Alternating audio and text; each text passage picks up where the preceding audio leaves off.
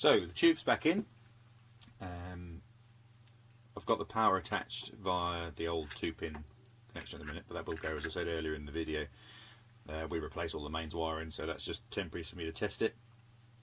I've temporarily realigned the, you can see that here is the ion trap magnet, because it's a ion trap tube. I've just lined that. There is a little line on the tube itself, a little red line, so you need to line that up with the arrow on the ion trap there or thereabouts. It should give you an image. You might have to rotate it around slightly from that point, but that should give you something on the screen. Focus, I'll leave that in a similar sort of line to the rest of it. So yeah, let's get some power onto it. It's going from the lamp limiters, so I've also connected the Aurora up, so we've got a signal going in. So if I just start bringing the lamp limiters up, so that slowly allows the power to come into the set. As the current is now sitting at 240 milliamps, it just allows the passenger current into the set nice and slowly, to make sure. Then if there was anything major wrong with the set, I'd be able to see from the indicators, which you can't quite see actually, which are up there a bit. Up here.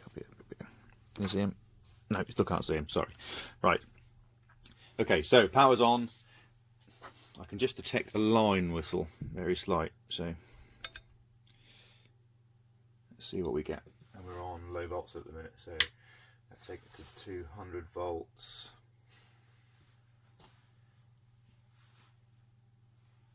Reasonably strong, oh, little pop. Reasonably strong line whistle, to be fair. 205 volts. Right, so it's sitting there now at 430 milliamps, so nothing major there. Let's just bring up another one. So now sitting at 245 volts, which is what the bench supply is set at, and we have got a raster. Right, I'll just temporarily shut that off so you can see. So you can see we've got a raster on the screen, albeit a funny shaped one. So what we've got here, we've got obviously this. I haven't cleaned these controls yet, so they're a bit noisy still. Still something to do. Right, so that's the height control. It lacks width as well, but the width control is down also as well. So that's given us a reasonably sharp raster in the middle there. So hopefully you can see that. So you can also see if I move the ion trap magnet that the brightness disappears. So it's not far out where the line is. So for now I'll line it up with the line, just so we get an image. Brightness control at the front. So that's working too, just for us to try things out. And we've got contrast on the back here, so we can, just picking some noise up there. Okay, so the Aurora I've got at the minute is tuned, which is the little standard converter, which is tuned to channel 3. So this is out a bit at the minute, so we'll just twiddle that. We'll go this way in. There's the test tone. We're coming, it's not actually that far out actually. Right, tune for maximum sound. Bring the contrast up. Magic. Right, so we've got test card C on the screen, albeit unfocused and lacking width and height. So yeah, we've got a little bit of fold over on the top there, but then again, the valves on here are the original valves, so we'll just see what we're getting. To be fair, it's pretty good for one of these old ECL80s. That's actually producing something, but we have got a bit of fold over. Focus. There we are. So that's a lovely sharp image on there now, albeit too small. Brightness on the front. So that's about there. Okay. Now we need to just increase the height, or we'll just do the width to start with. So get the width. Oh, there's plenty of width on there as well. That's good. Set that to there and turn that. The width controller's on the back. And here's your height and your linearity controls here. There's the height. Yeah, so definitely got a bit of cramping at the top, but I would suspect there's going to be something to do with the valve or some other tyre components. We'll have a look at that shortly. Yes, we've got a nice clear test card C on the screen. Focus here. Brilliant. Right, I'll just turn this lamp round so you can see the test card on there. So you've got a nice sharp image on there. Really pleased with that. Without too much fiddling, to be fair. So most of those capacitors, normally when you replace the capacitors on these sets, they normally fire up and just reasonably quickly. Right. Next job, I'm going to let it run for a few minutes. Make sure you don't get any disasters. Make sure the width doesn't start creeping down, which could cause issues. And then after that, we're going to replace the mains wiring. As I said before, we're going to get rid of all this. That's loose, you can see it's flicking around. So we're going to get rid of all that. We're going to look at this wiring that goes to the scan coils as well, because at the minute it looks a little bit crispy up this end, but we'll deal with that. And we also need to clean the focus assembly and tube mount, because that hasn't been touched either. So that's filthy and full of crud and crap. So I'm going to get on with those, and we'll see you in a little while. Okay, so I've got the focus arrangement off, and you can see it's really dirty. So I'm going to very carefully undo all of this, pop it in the pots and clean it all up. I thought I'd just give you a quick look at what that looks like before we get at it. You can see it's covered in crud. We need to make a new focus lever as well, because this is broken. And you can see in here, this is the original like fibre support that helped the support the tube, which we'll replace. I'll put something new in there as well. I normally use cork or felt for those. So we've got in stock. Okay, so we'll take this apart and give it a clean up, and see what it looks like after we've had a clean up of it. Okay, so I've got the focus assembly all apart, and the tube mount, as you see, as I said before, it's really covered in crud. So I'm going to carefully now clean all this. I'll take this a little further apart. Be careful when you take this apart, because the magnet will sometimes come off, which once years and years ago I did, and it hit the deck and cracked in two. Luckily I had a spare, but yeah, be careful, because this can come adrift. So I'm going to just clean all these now, stick them in the washer, and clean all these up, and polish up some of the brass work, get rid of some of the crud. We will eventually make a new focus magnet, a new focus lever as well. So I shall, you can see the focus lever here is kaput. I'll get on with that now. So after the cleaning, you'll see it's looking a lot better. Excuse me. So the new tube mount here, we've got the sort of felt in this one to nip up against the tube. Obviously, just still need to do the focus coil. The focus lever, which we're going to have to do next, and then we'll get it back in the set and make sure everything is okay. So the focus assembly and scan coils have been sorted. The next job I'm going to tackle is the tube. It's not anything wrong with it, I just want to give it a bit of a clean. I don't go too mad, but I just want to get rid of the dust and muck all over it. I will be wearing this full face visor, just in case. So I shall fit that now, so forgive me if it sounds a little muffled, because I'm not going to be working with this obviously on my face. Now you've got quite a lot of muck and grease up here over the years. It gets caught, cigarette tar and the like. I found the easiest thing to do is just get a little bit of methylated spirits on a piece of wire wool, and I mean the ultra fine, 4/0 wire wool, and just very lightly rub it around the neck.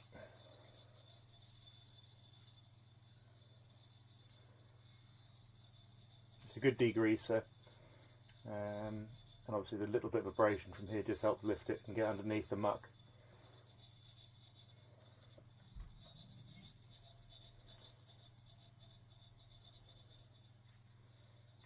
You can just make out here that line I was talking about earlier on, which is used for the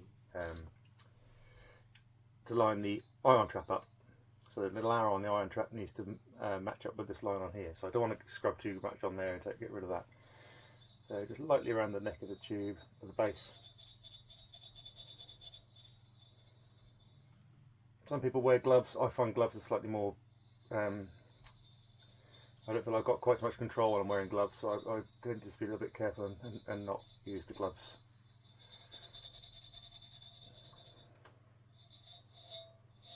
Just lightly rub. I'm not pushing too much pressure on it. It sounds worse than it is. Then we get down to the flare where it joins up with the actual bulb of the tube. Just very lightly. You can see I'm resting it on a nice soft old towel as well.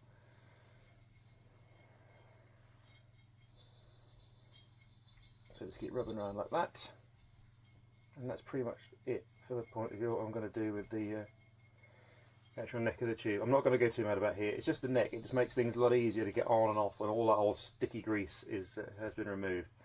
I will just give this a quick wipe over with a piece of cloth with some meths on it. Let's do that now. like a cloth. Here we are.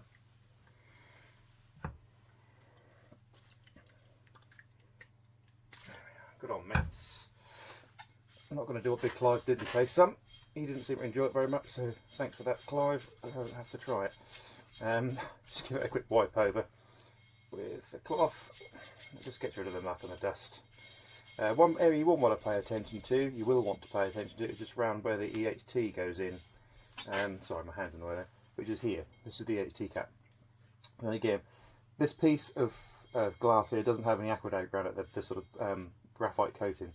So just carefully go around there, just to remove any wheat and grease and wax and again old tar and the like that gets caught up around there. That's that. Back in with the dry cloth just to give it a clean up. So that's pretty much all I'm going to do to that tube, apart from just clean the face. So very carefully get on here in a minute, and I will just give the face a clean. I can use it in this piece of wire wool, to be fair. Just it looks awful now because I'm rubbing all the grease back over it. Just give it a wipe over with the meths, just lightly with that wire wool. Get your clean cloth while holding up the tube so it doesn't roll anywhere. You don't want this going bang. And that has got rid of all the muck and the grease on that tube, so that's now ready to go back in the telly. So here we are so far. We're nearly finished. You can see the focus arrangement's now all nice and clean and back in its bed where it should be. And there's the ion trap, roughly lined up with the mark that's on the tube. You can see there's a little red coloured line, red orange line, but it's just got to still fiddle with these valves.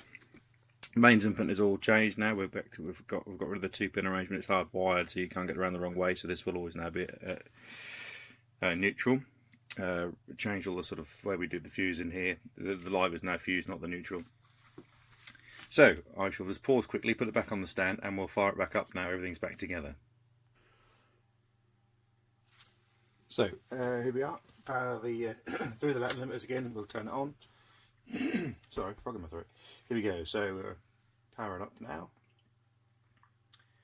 See how things are now. We've put everything back together again. Lamps up. So no shorts. Nothing's happened while we're doing that. So excuse me. So I'm happy to bring it back up to full juice. So let's see what happens. I've got the converter, the Aurora converter running, so that's on. The 405 line converter. We've still got to finish off the labels and the like on the back here. We'll do that the very last thing. Sometimes we'd replace the label on the tube, but this one was is solid and nice and clean, so we're going to leave that where it is.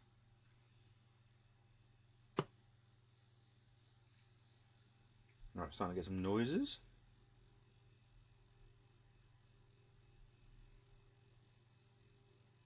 A nice line whistle. There we are. So it's something on the screen. I thought it'd probably be all over the place. I've cleaned these pots as well. So obviously, because all of this has been moved, so nothing's going to be right. First thing I'm going to do is just gently move the iron trap. Everything's miles out.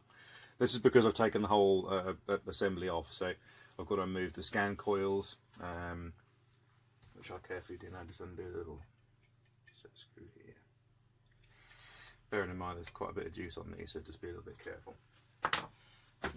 There's my little wooden pokey stick. Right, so just carefully just move those around. The position is going to be all out because I've had the focus apart completely. So you've got adjustments for those on the side here. So this one, I need to loosen those off a bit actually. A bit tight. So you can, everything is adjustable. So bearing in mind I'm doing this live, so it's a little bit careful with metal screwdrivers and the like. Add the back of the tube, under here. Just loosen these off, they're sprung. washers retaining the magnet assembly. So we'll just carefully now. Right, that's better. Right, that's going that away. So the one on the right hand side does the up and down, and the one underneath, which is through the bottom, does the left and right. So we get a bit more height on there to start with. Still got some more fault finding to do. Still got to sort these cramping out, which we'll do. Right, so we're roughly where we want to be there. Arm trap again, because I've moved the magnet. This actual whole assembly needs to move very slightly forward.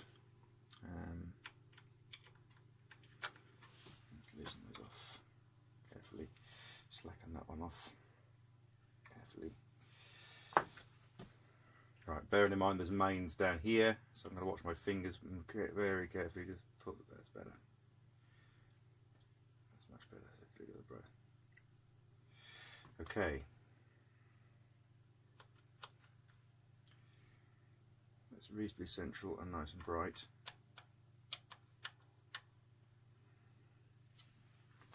Let's focus. Yeah, that's fine. Oh, while on the subject of focus, I was lucky enough to. I had a spare focus lever, so I didn't have to make one. I went into the back and there was a spare, so that's all good.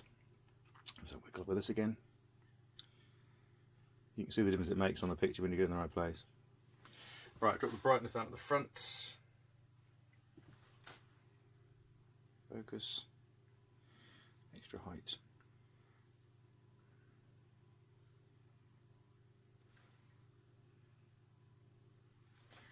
Magic. Right, the next, the rest of the adjustments for the position of the picture, this one and the left and right, I will do once it's in the actual cabinet itself, because obviously I want to make sure that the image is in the mask correctly. So we'll do that. One of the last things we'll do.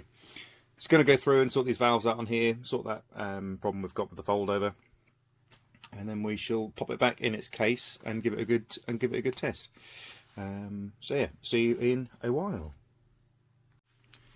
One thing I do just want to point out before I go on and get this back in the cabinet, I just realised after I'd finished doing that last little bit of filming, I was struggling to get the brightness and the focus quite right. And I just realised that this is the earlier type of tube mount, which was the one designed for tubes without an ion trap.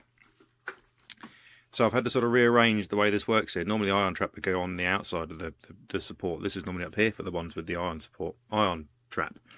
Yeah, so that's just something to watch out for. So this has obviously had a new tube fitted at one point, because I'm sure the ones in the 1950 didn't have ion traps. They were the early ones, so it would have just been standard straight gun sets, with straight gun tubes. Excuse me.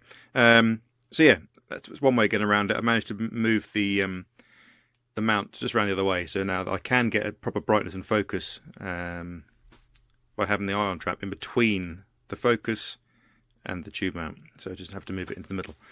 So yeah, just something to keep an eye on if you are doing one of these.